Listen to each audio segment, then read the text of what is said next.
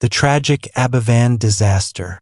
On the morning of October 21, 1966, the quiet village of Aberfan in Wales was jolted by an unimaginable tragedy. Just before 9:15 a.m., the north slope of a colliery spoil tip suddenly gave way, sending approximately 40,000 tons of water-saturated waste rock and coal debris crashing down into the heart of the village. The towering mound, 110 feet high and stretching 300 feet across, was a byproduct of the nearby Merthyr Vale Colliery, where generations of local men had toiled for years. In a matter of seconds, this industrial waste consumed the lower part of Aberfan, devastating homes and capturing everything in its path. At the center of the destruction was Pantglas Junior School, where a congregation of primary school children and their teachers had just begun the morning. The landslide obliterated the school, along with surrounding homes, claiming the lives of 116 young children and 28 adults in one of the most devastating disasters of the 20th century. The tragedy struck with little warning, leaving no time for residents to react. Survivors described the earth splitting open with a deafening roar as tons of sludge rushed forward, swallowing everything in its path. The village, already accustomed to the dangers of coal mining, had never experienced anything like this before. The disaster was not only a physical catastrophe, but also a profound psychological blow to the tightly knit community. The emotional devastation was immense, as families struggled to come to terms with the loss of their loved ones, particularly the children, many of whom had attended the school just moments before the disaster. Aberfan was not a place with deep pockets or political influence, but the disaster would soon ripple across the entire United Kingdom, drawing national attention and sparking public outrage. The response to the tragedy was immediate and widespread. Emergency services from across the country rushed to the village, while the British government, facing the enormity of the crisis, mobilized its resources to aid in the recovery efforts. Investigations soon began into the cause of the collapse, although the official inquiry would not be completed for several months. The Aberfan disaster would go down in history not only for the human toll it left behind, but also for the way it exposed the fragility of industrial processes and the urgent need for stricter safety regulations. It would become a defining moment in British history, forever etched into the memories of those who lived through it. The legacy of Aberfan. The Aberfan disaster has left a profound and lasting legacy, not only for the villagers of Aberfan, but also for the broader UK and the world at large. The tragedy served as a catalyst for significant changes in industrial safety regulations, particularly concerning the management of coal spoil tips. Following the disaster, new legislation was introduced that mandated more rigorous monitoring and assessment of spoil tips, effectively requiring the National Coal Board to reassess its practices and prioritize community safety. These changes marked a pivotal shift in how industries approached risk management, establishing a precedent for accountability that would influence other sectors in the future. In addition to the legislative reforms, the disaster prompted a reevaluation of corporate responsibility, particularly in relation to environmental impact and community engagement. The National Coal Board faced intense public scrutiny, with calls for transparency and accountability becoming increasingly vocal. The resulting inquiry, led by Lord Justice Ormrod, not only highlighted the immediate causes of the collapse, but also exposed systemic issues regarding oversight and decision-making in the coal industry. The findings of the inquiry led to a greater emphasis on corporate social responsibility, pushing organizations to consider the well-being of local communities as integral to their operations. This shift in perspective paved the way for modern corporate practices that prioritize sustainability and community health.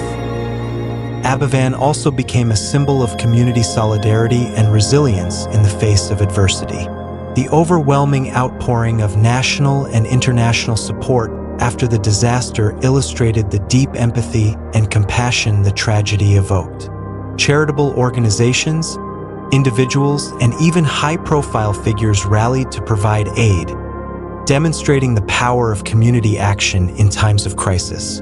This spirit of solidarity extended beyond the immediate aftermath, as the village of Aberfan transformed into a beacon of hope, where the strength of its people became a testament to the human capacity for resilience. The community's unyielding determination to honor the victims and rebuild their lives served as a powerful reminder that even in the face of unimaginable loss, hope could endure. Moreover, the legacy of Aberfan transcends national borders, resonating with people around the world who have faced similar tragedies. The disaster became a focal point for discussions on industrial safety, corporate accountability, and the importance of remembering the human impact behind such events. Educational programs and memorial activities in schools across the UK and beyond have ensured that the lessons of Aberfan are not forgotten. These initiatives help foster a greater understanding of the importance of safety regulations, emotional well-being, and community support in the wake of disaster. As the years have passed, the memory of Aberfan remains etched in the collective consciousness. The annual commemorations held in the village serve as a poignant reminder of the lives lost and the enduring legacy of a community that refused to be defined solely by its tragedy. The tributes paid to the victims continue to emphasize the value of life and the importance of vigilance in protecting the future.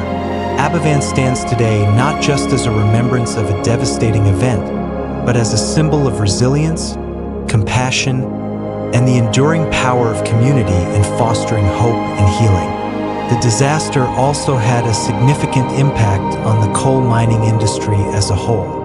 The NCB, which had previously operated with a degree of autonomy in managing colliery waste, found itself under increased scrutiny. The government stepped in to establish more oversight and enforcement mechanisms, ensuring that industrial safety was not compromised for economic efficiency. The NCB's response to the disaster, notably its initial reluctance to fully acknowledge its role, had contributed to the public's distrust. In the years that followed, the organization made efforts to improve transparency and accountability, though many in the coal communities remained skeptical about the sincerity of these reforms. For the residents of Aberfan, however, the long-term impact was felt in more personal and emotional ways. The trauma of losing so many children and adults in a single morning never fully healed. The village grappled with grief for decades, and the loss was deeply embedded in the collective memory of the community. Families were forced to rebuild not only their homes but also their lives, often with the support of nationwide fundraising initiatives that had been launched in the immediate aftermath of the disaster. Although the school was rebuilt, it was no longer the same. The pain of the disaster lingered, and the memory of the tragedy became an integral part of the village's identity. Despite the hardships, the resilience of the people of Aberfan became a powerful example of community solidarity. The disaster brought the village together in a way that few other events could have achieved. The shared experience of grief and survival created a sense of unity that endured for generations. Memorials were established to honor the victims, including a permanent memorial garden in the village, which became a place of remembrance and reflection. The children whose lives had been cut short were never forgotten, and their legacy continued to shape the village's sense of identity. Beyond Aberfan itself, the disaster had a lasting impact on British society. The tragedy served as a stark reminder of the human cost of industrial negligence and the importance of holding corporations and governments accountable for their responsibilities. In the decades that followed, Aberfan remained a symbol of both loss and resilience, a testament to the strength of a community that refused to let the disaster define them entirely. The disaster's legacy would continue to shape policy, public discourse, and the collective memory of the nation for generations to come. Personal accounts and survivor voices. The Aberfan disaster left an indelible mark on those who survived its wrath, and the personal stories of its victims and witnesses remain some of the most powerful accounts of that fateful morning. Among those who survived was Glyn Roberts, a 9-year-old boy who was at Pantglas Junior School when the landslide struck. In a later interview, Glyn recalled the moment the disaster unfolded with haunting clarity. "It started with a noise like thunder," he said. "Then the ground shook, and something big was coming towards us. I remember the teacher telling us to run, but everything was moving so fast." In a desperate bid to escape, Glyn and some of his classmates ran out of the school building, only to find themselves on the run from the advancing sludge. He described the terror of watching their classmates being buried before their eyes, the screams of his friends echoing in his memory for the rest of his life. The day of the disaster, the morning of October 21st, 1966, began like any other in Aberfan. Children were dropped off at Pantglas Junior School, their laughter echoing through the village streets as they eagerly awaited the start of their school day. The school was a modest brick structure, its playground filled with children dressed in their white socks and blue ties, their faces full of youthful energy. The day was crisp, the sky a gray overcast that would soon be filled with the sound of a disaster no one could have predicted. At approximately 9:15 a.m., a deep thunderous rumble filled the air. The ground trembled as the north slope of the colliery spoil tip, perched precariously close to the village, gave way with a force that seemed to come from the very earth itself.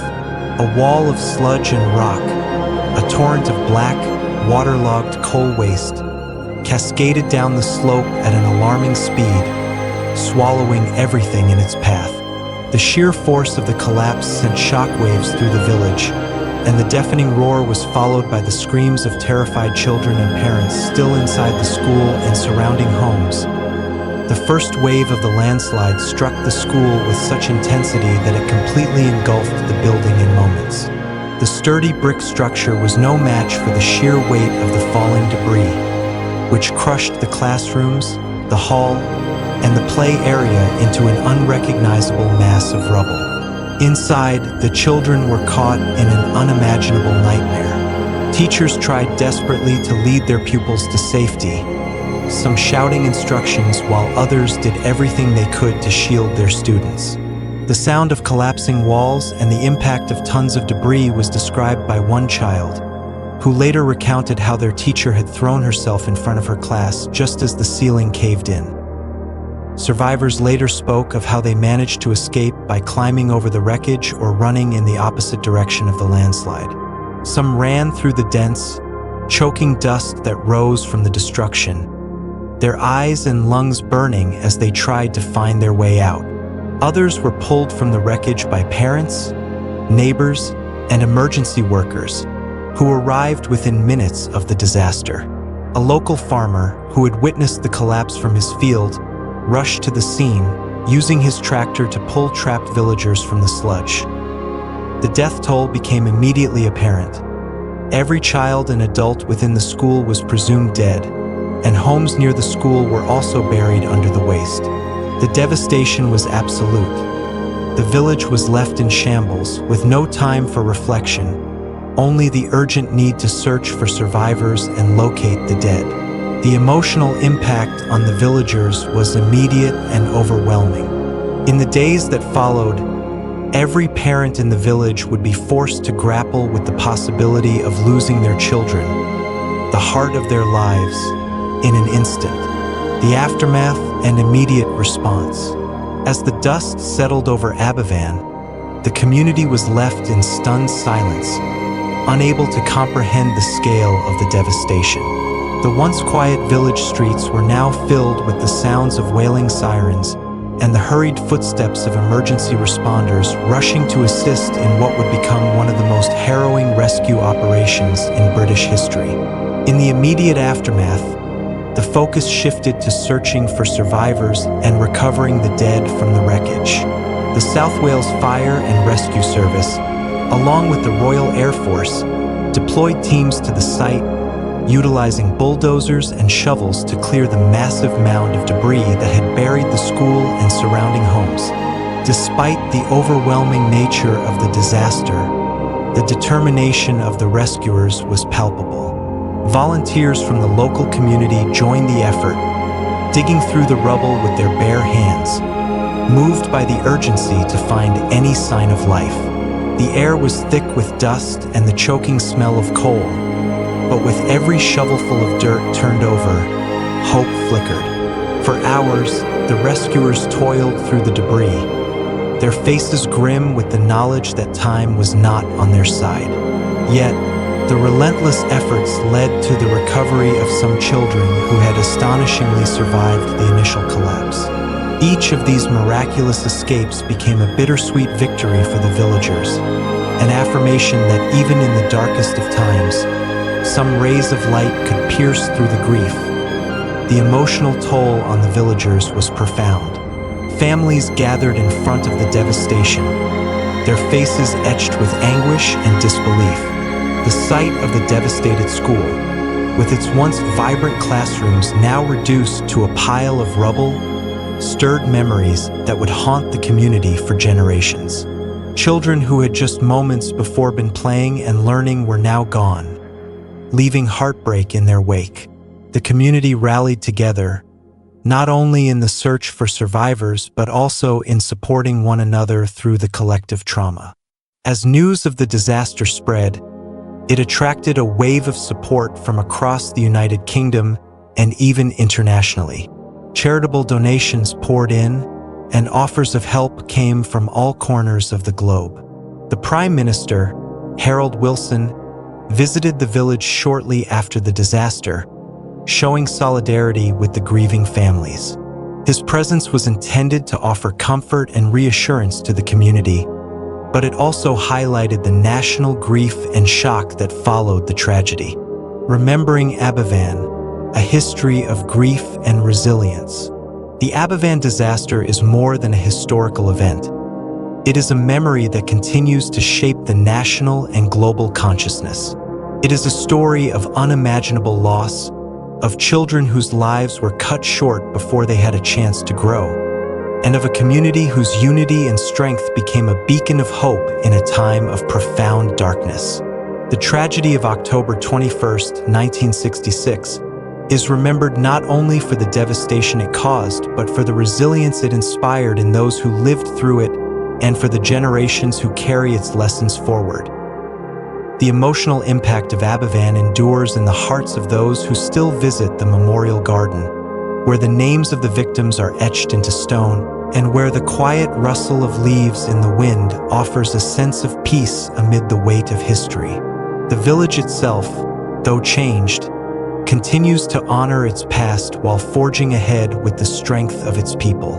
The disaster remains a part of the local identity, ingrained in the collective memory of Aberfan and beyond, a reminder that tragedy, while devastating, can also give rise to courage, solidarity, and the enduring will to remember. The lessons of Aberfan extend far beyond the borders of Wales. It serves as a stark reminder of the cost of industrial negligence and the importance of safety regulations that prioritize human lives over economic expediency. It also highlights the power of community in times of crisis, how love, compassion, and shared grief can unite people across the world in support of those who have lost everything. The disaster is a testament not only to the fragility of life, but to the enduring strength of the human spirit in the face of adversity. As the years pass, the story of Aberfan continues to be told, both as an acknowledgement of the past and as a commitment to learning from it. Through education, commemoration, and remembrance, the disaster remains a powerful symbol of the resilience of a village that refused to forget and a community that refused to be defined by loss alone. Aberfan is not just a name on a map. It is a chapter in history that will never be forgotten, a legacy of grief and resilience that continues to shape the present and guide the future. Life in Aberfan. Nestled in the Merthyr Valley, Aberfan was a village deeply intertwined with the rhythm of coal mining. For generations, the area had thrived on the industry, with local men descending into the Merthyr Vale Colliery to extract the coal that fueled both the village and the wider British economy. The colliery spoiled tips, towering mounds of discarded coal waste, were a common sight across the landscape. But in Aberfan, one particular tip loomed dangerously high and close to the community. Residents had long been aware of the risks, yet life continued with a sense of quiet normalcy. The village was a tightly bound community where family ties were central, and the church, the school, and the local shops formed the nucleus of daily life.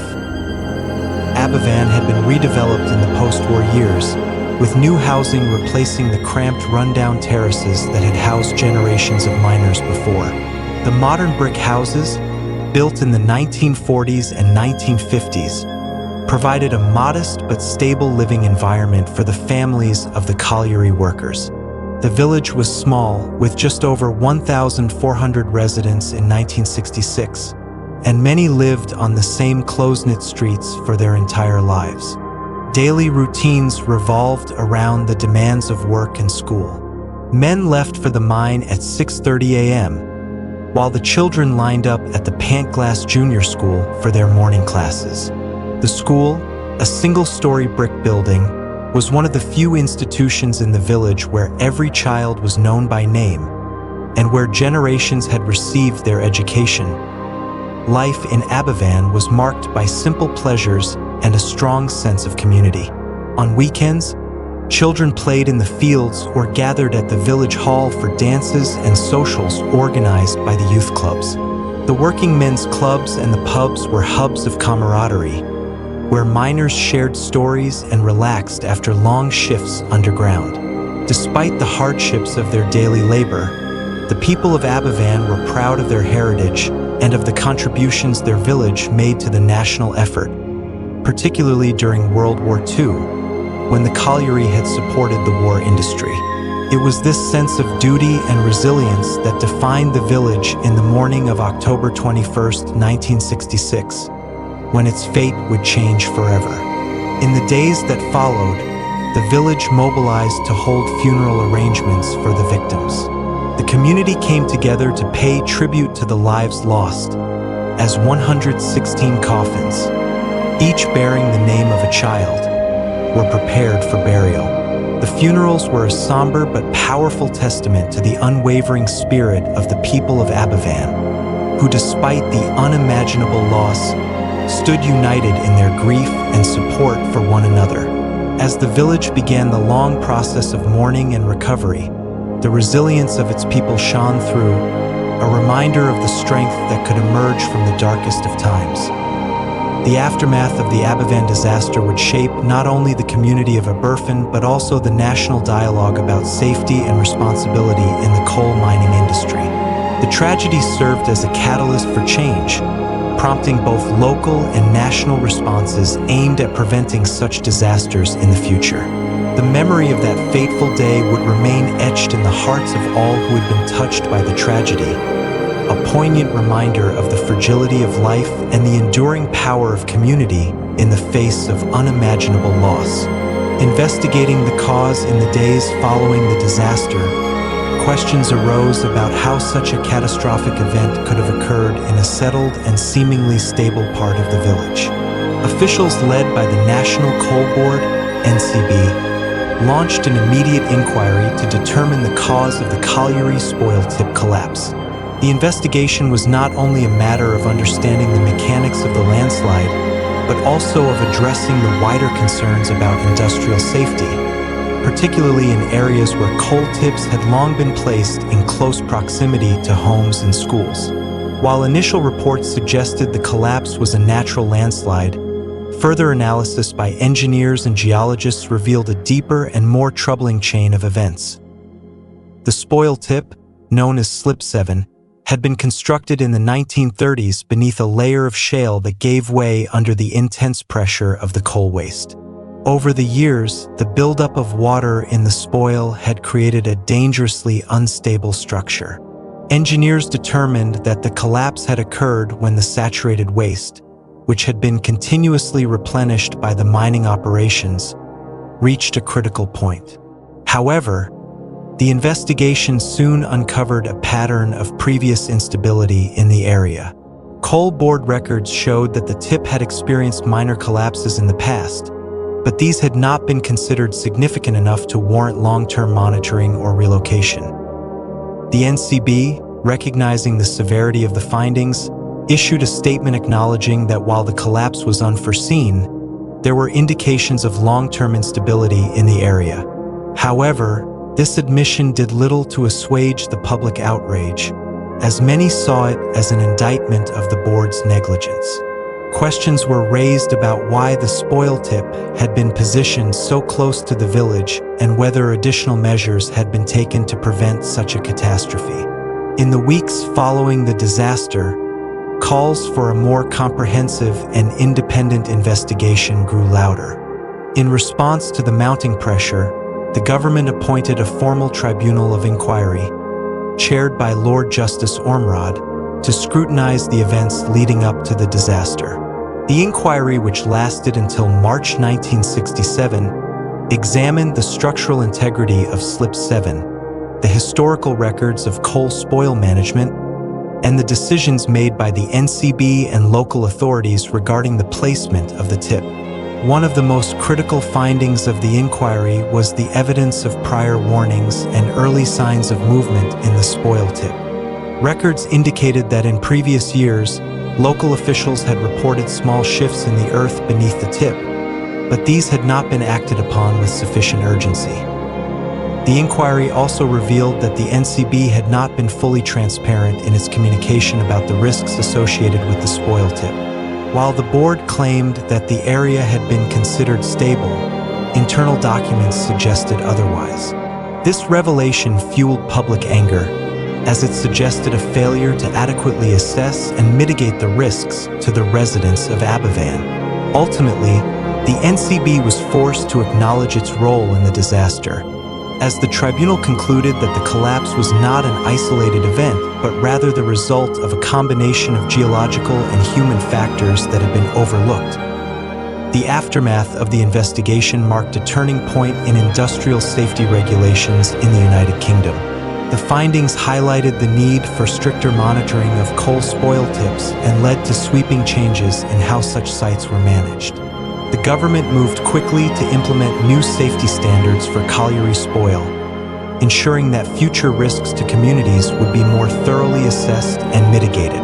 Though the investigation provided answers to some of the most pressing questions about the disaster, for the people of Aberfan, the justice they sought was not in policy changes but in the recovery of the lives lost that fateful morning. The long-term impact and reforms. The Aberfan disaster had profound and far-reaching consequences that extended well beyond the immediate tragedy. The public outcry in the wake of the disaster pressured both the National Coal Board and the government to enact sweeping changes in how coal tip management was approached nationwide. Within months, new safety protocols were implemented to prevent a recurrence of such a catastrophic event. The 1968 Coal Industry Act included provisions for more rigorous monitoring of spoil tips, mandating that areas of potential instability be closely examined and, where necessary, relocated. The NCB was also compelled to reevaluate its responsibility in spoil management, leading to the eventual adoption of a policy that prohibited the placement of spoil on land prone to subsidence or with unstable geological characteristics. Another survivor, Gwen Williams, who was the head office worker at Pantglas Junior School, found herself in an impossible situation when the disaster struck. Gwen had entered the school just moments before the collapse, only to be cut off from the exit. In her testimony, she recounted the horror of desperately trying to communicate with the children, urging them to follow instructions while the structure around her began to give way. "I remember hearing the floors above creaking and then collapsing," she said. "I grabbed the children I could and tried to lead them to a safer spot, but the ground beneath us was already giving way." Gwen managed to escape with the help of a colleague, but she was devastated to learn that her son Robert, who had been in the school that morning, was among those who did not survive. The emotional toll of those events haunted Gwen for the rest of her life, as she struggled to come to terms with the loss of both her son and the students she had spent her career nurturing and protecting. Among the rescuers was former fireman Di Reese, who was one of the first to arrive at the scene. In an interview with the BBC decades later, Di described the moment he saw the school buried under the sludge and the overwhelming realization that there was little hope of finding many survivors. "We knew it was bad the moment we saw it," he said. "The rubble was so thick that we couldn't see through it, and the ground was still shaking. We had to work quickly, but we also had to be careful not to cause more damage to the structures." Throughout the day, Di and his fellow rescuers worked tirelessly, digging through the debris by hand, shouting for any sign of life. It was a heartbreaking effort, as they knew they were unlikely to recover all the children, but they continued regardless. "You had to hold on to the hope that someone might still be alive," he said. "Even if you didn't find them, you had to try." The emotional impact of the disaster extended far beyond the day itself. For many of the survivors, the trauma of that morning never truly faded. Some struggled with post-traumatic stress disorder in the years that followed, while others found themselves haunted by the memories of their lost loved ones. For the parents, the grief was immeasurable. Gwen Thomas, a mother who lost her son Mark in the disaster, described the anguish of receiving the news with heartbreaking clarity. "I was at home when a neighbor arrived to tell me," she said. "My world stopped in that moment. I couldn't process it. I felt as if I was losing my child in front of my eyes, but he was already gone." Gwen's story, like that of so many others, captured the profound sense of loss that gripped the village. The tragedy of Aberfan was not just in the number of lives lost, but in the enduring grief and suffering that followed in its wake. These personal accounts, from survivors and rescuers alike, provide a deeply human perspective on one of Wales' most tragic days. They reveal not only the terror of the moment, but also the resilience and determination of those who lived through it. The stories of Glyn Roberts, Gwen Williams, Di Reese, and Gwen Thomas serve as a powerful reminder of the human cost of industrial negligence and the unbreakable spirit of a community that refused to be defined by the disaster that reshaped their lives forever.